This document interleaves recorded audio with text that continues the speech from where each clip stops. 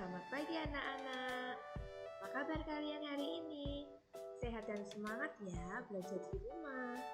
Hari ini kita akan belajar muatan pelajaran PPKN KD 3.4. Materinya dari tema 4, skema 3 dan 4. Yuk kita belajar bersama-sama. Hari ini kita akan belajar berbagai permainan dan olahraga yang membutuhkan persatuan. Ada banyak olahraga yang memerlukan kerjasama, ya. Untuk adanya menjalin persatuan, tentu kita memerlukan kerjasama. Permainan atau olahraga yang memerlukan kerjasama biasanya dilakukan secara berkelompok. Kerjasama dalam permainan, ya, para pemain ini menunjukkan adanya persatuan kelompok. Jadi kalau ada kerjasama para pemain, itu menunjukkan adanya persatuan kelompok. Tanpa kerjasama, permainan tidak akan berjalan dengan lancar. Ini ada ilustrasi contoh nih. Kalau bermain dengan persatuan, mereka kompak, tentu permainan atau olahraga akan berjalan dengan lancar. Beda dengan permainan yang para pemainnya tidak kompak, tidak ada persatuan, maka tidak akan berjalan dengan lancar. Nah, sekarang contoh permainan-permainan yang membutuhkan kerjasama. Ada bentengan, ada tarik tambang, tebak sodor, bakia, candy girl, itu beberapa contoh permainan yang membutuhkan kerjasama. Lalu, contoh olahraga yang membutuhkan kerjasama. Jadi, olahraganya ini tentang tim, ya. Ada sepak bola. Itu ada 2 tim yang memperebutkan memasukkan gol. Lalu voli, basket, dan juga kasti.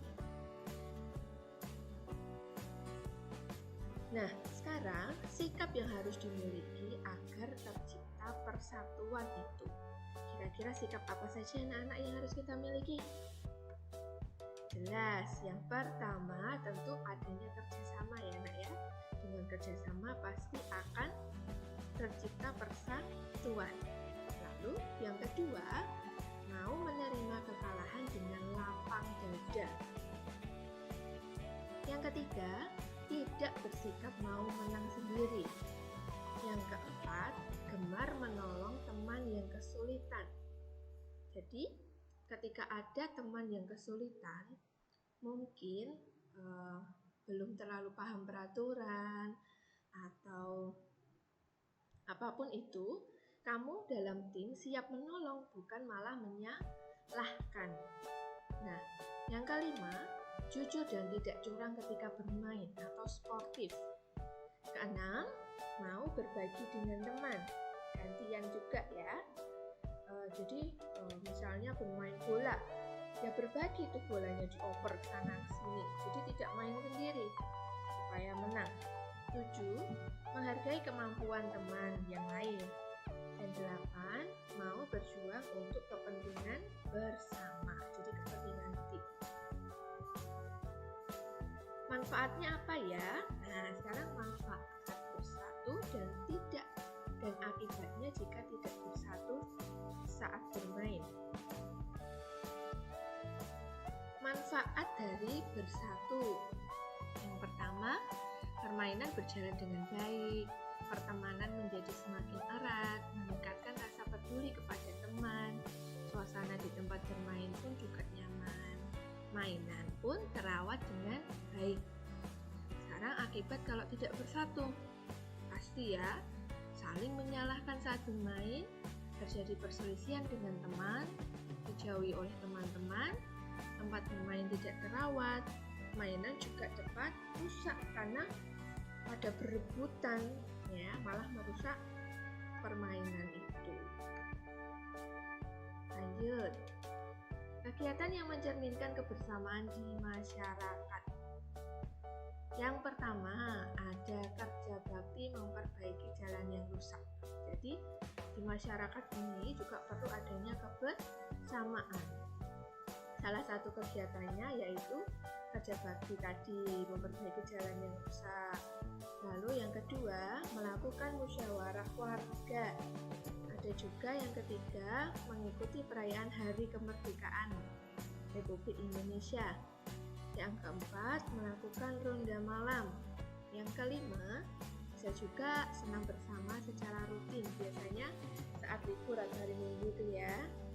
Lalu merayakan upacara adat bersama, karena di setiap daerah mungkin ada beberapa acara adat yang berbeda-beda. Nah, kita ikut merayakan itu juga salah satu contoh kegiatan yang mencerminkan kebersamaan di masyarakat.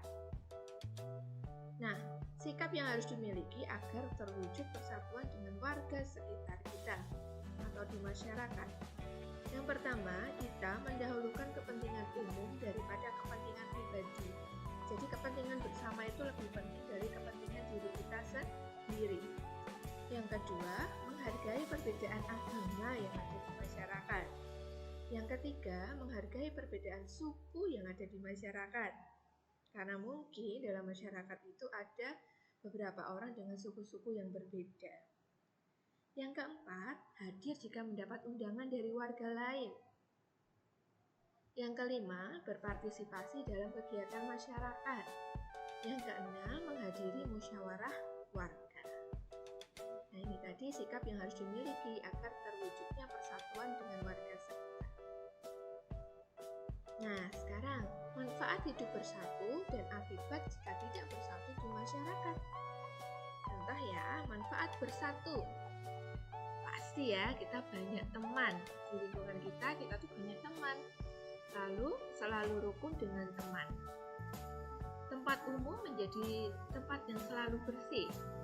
Timbulnya rasa aman dan nyaman. Mudah mendapatkan bantuan. Jika kita mengalami kesulitan, kita mudah mendapatkan bantuan. Lalu akibat jika tidak bersatu. Yang pertama, dibenci oleh teman. Yang kedua, tempat umum menjadi kumuh. Kumuh itu kotor ya. Lalu hilangnya rasa aman dan nyaman. Tidak bisa menyelesaikan masalah. Ya, ketika kita punya masalah, sulit kita menemukan penyelesaiannya. Terjadi perselisihan dengan teman. Tentu tidak nyaman ya kalau kita berselisih dengan teman. Nah, sekian pembelajaran kita hari ini anak-anak tentang persatuan dalam bermain dan juga di dalam masyarakat. Nah, selamat belajar kembali bersama Mama Papa di rumah. Tetap jaga kesehatan. Sampai jumpa di lain waktu.